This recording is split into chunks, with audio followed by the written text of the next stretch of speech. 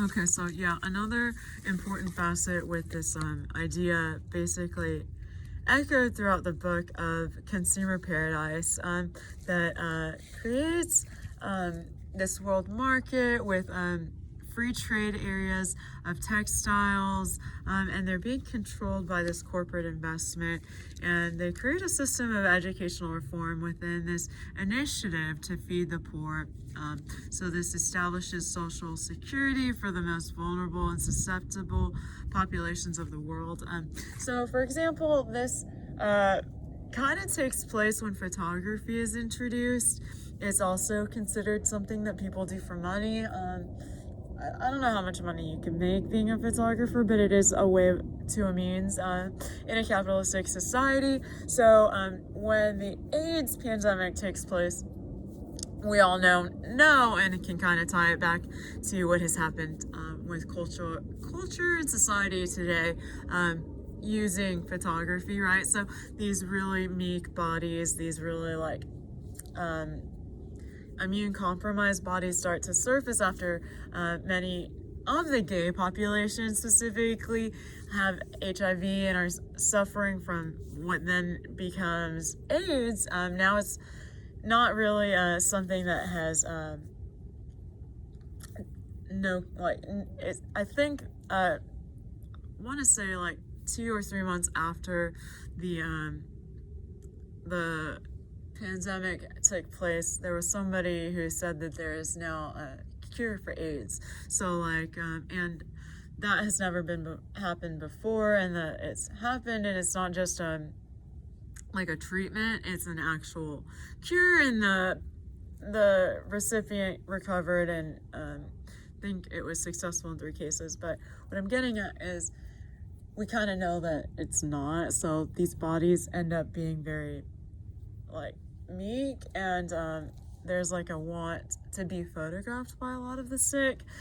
So these photographs are generated during this time period of these really like sickly bodies, and I mean, I don't know like what in the art world deems importance or like capita for photographers, but I know at the time that really was one. I don't know that I heard about that taking place during COVID, but it was really there are lots of images that you could look into that are kind of really beautiful in a way, of these populations that are really sickly or affected, and we're talking, and I'm just kind of trying to add like the humanizing element to this conversation a little bit, because we're talking about all of the, or I am, excuse me, about all of these populations that were poor and are now like given a chance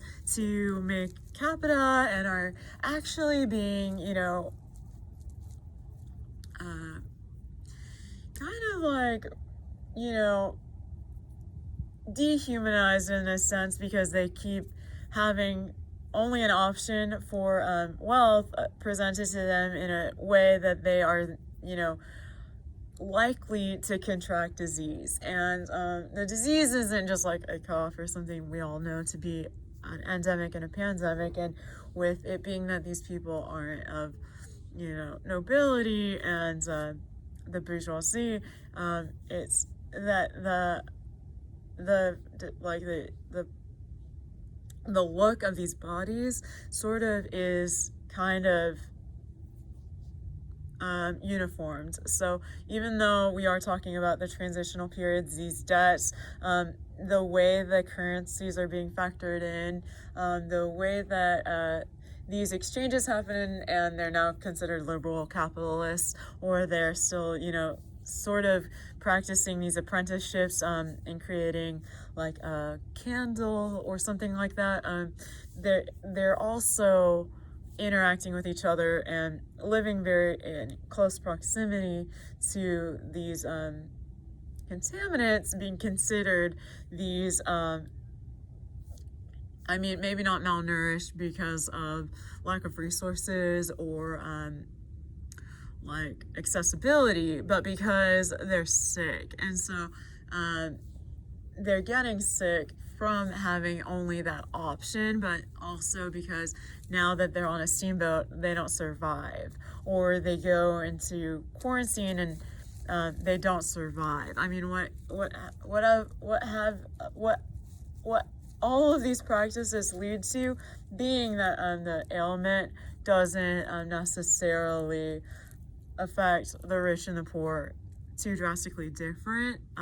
I think I've been reading for long enough that we can kind of infer that and put it together. So with it being that the reality of the endemic and pandemic, so one way that it was addressed for the COVID pandemic, all of the vaccines are free, but basically that image, or that consistent image of those bodies, the frailty of them, and it being that is what takes place with or without the medication. So it's not that these people are being denied the medication. In most cases, it's not that. It's that maybe they're not able to access it. So not that it's not accessible. It's not that these people aren't maybe traveling with penicillin or for penicillin. They just get too many people sick at once.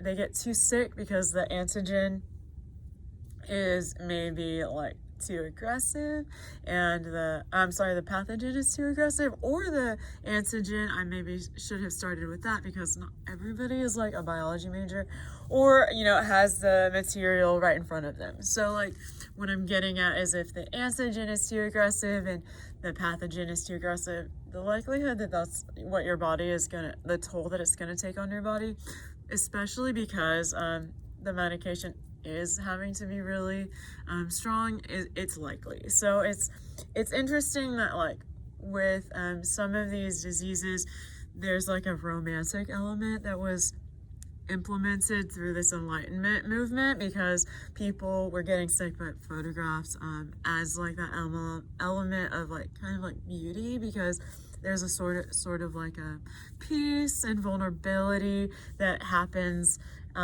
with a susceptible population especially, but basically to everyone, because again, it's not that you're talking about a lack of resources in context to capitalism. You're talking about disease in a conversation where the wealthy and the poor are wanting to create an exchange, right? So that would be like really unpacking a port city. You could really get super beautiful linguistically with that conversation if you wanted to, and use that specifically to maybe put into an art gallery. And I'm sure it took place a lot. Specifically, I was looking at like injustice pieces, but that's neither here nor there. So as previously discussed, this Song dynasty is marked by a threat from the neighboring lineage group. So this Renaissance approach to the expansion and trade, which was expressed in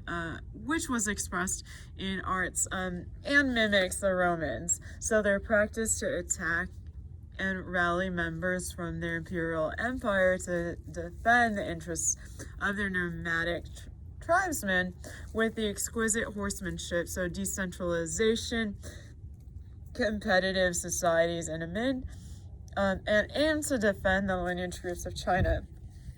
The aristocratic lineage basically begins to rival the state and needs of the agricultural peasants. So this rationalizing and the use of compasses and other technologies to cross the West European ports to the long-established ports of Europe, East Africa, and Asia. So again, at the established ports of East Africa and Asia, to find an all-sea route to Western Europe and undergo a Renaissance or Reformation. This implication that what China processed through the use of technology previously mentioned, and are to include gunpowder and the invention of the steamboat for the rapid means of mobility and transportation through the Pacific and into the Americas. So in our reading, as previously discussed, essentially, Needhams begins to ask what was wrong with China, and I love this, but we mentioned it yesterday, and I'm basically not getting too far because I'm basically where I was yesterday, but we are able to infer that actually there was nothing wrong with China. China was fundamentally changed by these inventions. So that romanticism in language, I guess from the language barriers, but the interactions taking place anyways, it's evident. And without comparing China to Europe, the technology and commercial changes that accumulated through the Song dynasty, historians are beginning to use these terms of revolutions. So comparatively, which took place between 960 to 1279, comparably, to England's Industrial Revolution, which took place during the 18th and 19th century in China. So the Tang dynasty, again, we were talking about Buddhism and their statues, and Tang dynasty has its own specific set of Buddha statues, but I wouldn't be able to give you the specifics. So that would have favored the elite aristocratic and the practice of the Song dynasty. So due to the accessibility of gunpowder, practice aggressive primitive acquisitions that occurred without the Chinese aristocrats. So, as previously mentioned, accessibility to gunpowder may indeed have been a factor, although it is unlikely that it is important to lay in blowing its feudal walls, because China architecturally was not influenced greatly by Europe. So what that means is that China did not have many feudal fortifications to blow up to begin with. The only wall of significance, the Great Wall of China, was designed to keep out the steppe nomads from invading China. So gunpowder, these damages, and its influence as a factor in monopolizing the terrible new empire powers begins to rival their nomadic enemies to the north, and soon the Song dynasty ultimately fell to the Mughals, most formidably actually, which forces the imperial power to emerge from the Eurasian steppe. This shift prioritizes text from the scientific discovery of the medicine to replace the superstitions of the time. While Christian references and the influence in the development of art, culture, and leisure practices that are used by the newly literate class to explain the deaths and the world around them, the trading empires continue their participation with the expansion of the port system in the west and eastern colonial front. So as this area of the world is in the establishment of an all-sea port system, the masculinity of the empire, rapid economic growth, exquisite porcelain, and the invention of printing that allowed for mass production of mythological books, and the establishment of literate rural class outside the rural maritime port cities. And these depictions were not only commissioned in areas that but also rivaled, the English church. Western invasion begins, so in numbers and in areas that followed, represented no immediate threat to the greatest imperial system on the face of the world, China again, and remained the largest economic power in the world well into the 18th century. So Europeans were having an increased impact on Chinese history, and it is important to note that the impact on the global economic platforms.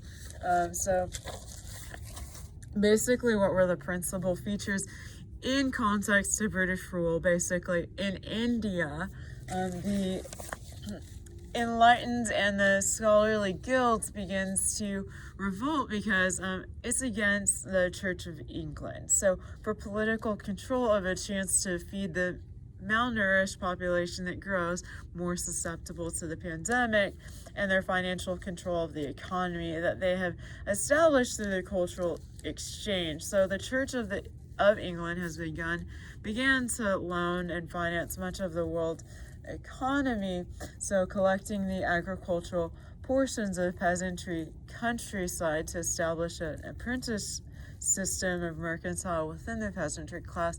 Masters of craftsmen were trained basically the peasantry class in the specialized skills which were used to modernize the commodities that they used to establish their trading empires. These heavy machineries would maim and sever much of the peasantry population, unable to interact with the new technologies. Their practices of artisanal goods continue in the creating of perfect candlesticks. This establishes a feudal system. The system of governance allows positions, within the nobility and removes the standing militia that has majorly was taken out by the first wave of the endemic. So, as previously discussed, Geneva and Sicily also iconically claimed the stake at the Mediterranean, overpassing Madrid and Barcelona, due in large part to the climate and the church's establishment of the rule and the mining for silver in these areas turns Italy into a superpower and a controlling force in the world market as the capitalistic economic growth proceeds in the previously mentioned areas of Italy. Enlightenment artists begin to establish the importance by historians during the 1500s and in the history of the pandemic studies, which during this transference period and the gestation of the mutated strands that emerge after Ebola, the Black Death strand, with mutations to adapt to the immune systems of those wiped out by the first wave of disease. So do you understand that pathogens want to survive? That is, I guess, where I feel like maybe the wordiness is maybe where I think it's more digestible and easy to differentiate, but I also would know that host bodies aren't what we're describing to be what want to survive. It's the pathogen. So the antigens that you have in your body that have been created by your immune system so that they're like fighting it off, the pathogen knows that. It's mutating because it knows that. It wants to be a survivalist. So when I'm making this point over and over and over again, that's why. I'm making sure you got that from the text, you got that from the book, you got that from pandemic studies, whether it be like a news segment, your own personal research, your first person account having maybe gotten COVID or something and understood, I don't know what other disease you could have contracted that maybe explain that to you in easiest terms, but I think what you probably would make a connection with when I keep saying something wants to survive is whether or not, because this material is universal, it is what it is, and it has been what it is for centuries and centuries and centuries since the origin of modern science, right? So what I'm getting at is there are diseases that are treatable and curable, and then there are some like that are not, and it doesn't matter.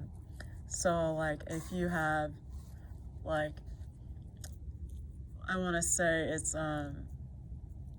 syphilis. If you get syphilis, you can recover. There's medication. Your body is gonna grow an immune system, like an immunity to it. But once you introduce the medicine, the antibodies will remove the pathogen in regards to it no longer ailing you. But it will not remove it from your bloodstream. So what that generates is that is itself as a host. It creates your body to be now a host. So it's always going to be something that you are no longer suffering from and like feeling any symptoms. And if you had syphilis, you'd know the symptoms are very, very detectable. It's not like you're not in the dark of whether or not you have syphilis. But what I'm getting at is you won't ever feel symptoms again. likely give it to like a sexual partner that you may have, but it is still detectable and will test positive in your bloodstream. I don't know if that's the case. I mean, that's the case for HIV and AIDS, but I don't know that that's the case for like COVID. I don't know that if you get COVID and you recover, that it's something that you would be able to like detect in your bloodstream. That is like a development of the, not your body, but of the pathogen. So like the way the pathogen is like mutating, there's certain things it does. That's one of them. Like, so you can survive getting something like syphilis but your blood is going to be tainted for the rest of your life, because it's one of the things the pathogen is developing and mutating in order to be more lethal, if that makes sense. So that is basically the premise of disease. Like, disease doesn't just want to like bother you a little bit and make your morning coffee run not fun. It really wants to be strong enough to be lethal. So how medicine works, it treats it, you can survive. There will be like a different variation of what that pathogen starts to look like. Then when you recover, like years later, when maybe somebody who you come across contracts it or what have you, but the mutations of the disease are its want for survival. So I'll try and make that really obvious, because I don't want it to be that I'm communicating something and it's getting interpreted incorrectly, because this isn't stuff I'm making up. Like, I'm not trying to get a creative writing license. This is material based off of a book. So there's a history book called The Themes of, I want to say what is it? A book that I'm referencing, and I mean, I can include it so that you're able to read it. I've mentioned it before and stuff like that, but I mean, I guess I'll let it happen naturally. When I come across it, I'll make a note to say something. I'm sure I have already, but the material is based off of that, and it's that now another pandemic has happened, and I thought it would be interesting to kind of tie in the elements of COVID, because this material is like historically valuable, and now so are these videos. So basically, I guess I'll pick up as previously discussed, Geneva and Sicily most iconically claimed stake at the Mediterranean, overpassing Madrid and Barcelona, due in large part to the climate and the church's establishment of rule. The mining for silver in these areas turns to Italy basically as a superpower and a controlling force in the world market. So as the capitalistic economic growth proceeds in the previously mentioned areas of Italy, Enlightenment artists begin to establish the importance by historians during the 1500s, and in the history of the pandemic studies during this transference period and gestation. I'll say it one more time. This transference period and the gestation of the mutated strands that emerge after Ebola. So this Black Death strand with the mutations to adapt, it's adapting to the immune systems that those who were not wiped out by the first wave of disease, early strands of E. coli, as previously mentioned. The development of the disease begins to mobilize. That is another facet of it wanting to survive. The strand that the indigenous population's immune systems have built a resistance to within their hosts. So, however, these merchants continue to be infected by what is now the bubonic plague, that which has infected the world market as a continued system of commerce that includes great works of art, weaponry, pottery, and the three most important spices, silver and sugar, as in the third wave of transmission within the urbanization of peasantry classes of mercantile trade, which establishes the trading empires that establish fundamental capitalistic importance of sectors within the governance system that is despondent and reiterated by the Chicago Boys during the cultural exchange within China that establishes them as a world superpower centuries ago and remains to this day as the holistic beliefs in pursuit of illusionary pleasures and dubious ambitions enlightened and ultimately the rebuilding of the society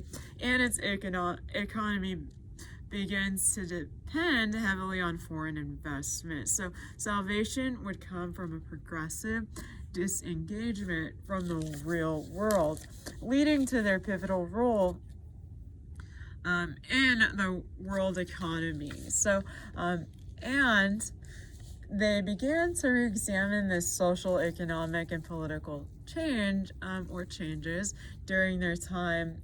Their role in the world market experiences rapid economic growth, and the movement of the Enlightenment begins to influence new forms of work due in large part to the origins of modern science. So the solutions to the pandemics that have overtaken and wiped many seaside ports and agricultural areas is established in the Western Europe, Eurasia, and our colonial neighbors with the use of modern science used to now explain that reality of the world around them, which was just described to have been a disassociation from the real world because they needed to rely on investments. So that's not, I guess, exactly like a throwaway line. What you want to kind of interpret there is that now the reality of the world around them being explained by explaining the living and the dead within what remains to be evident in works from the 15th and 16th century is either going to factor in to be what is a factor in their dependence for foreign investment, right? But it can also work to be what is their domestication or their element of domestication. So like you're talking about all these exchanges, and I'm being really coming with this information of this line, and I just want it to be really transparent for you because it's talking about this disassociation from reality, and that's true, but it's also true that it could be inversely and concurrently happening. So what that just would be like understood to be is that the dependence would still be heavily influenced but also reliant on foreign investment. So it could be that we're talking, we're making a reference here shortly about one of the things that were foreign investments considered to be, or the thing that was a domestic resource that was being sold off per capita. So during the rebirth of society in the early 15th centuries, which marks the second Renaissance, the pandemic that has described the course of business on the global market, as the rapid economic growth continues, is considered to be a shift in political structure and it deconstructs the empire's middle class. So leaving the majority of scarcity to form a new peasantry class. This scarcity is the remaining sect of the population, right? So to form a new peasantry class, because remember we're talking about rural areas that now people are no longer going to be sold off to with estates, they're getting to have buying power. So this continues to fall a veil, unfortunately though, to disease, and this new era of modernity begins. The modernity begins, and that's not to say that everybody survives. So the shift prioritizes text from from scientific discovery of medicine to replace the superstitions of the time. Christian references and influence discovery of medicine to replace the superstitions of the time. I think, examples of that, like people getting their blood pumped out of their bodies instead of like penicillin. So the shift prioritizes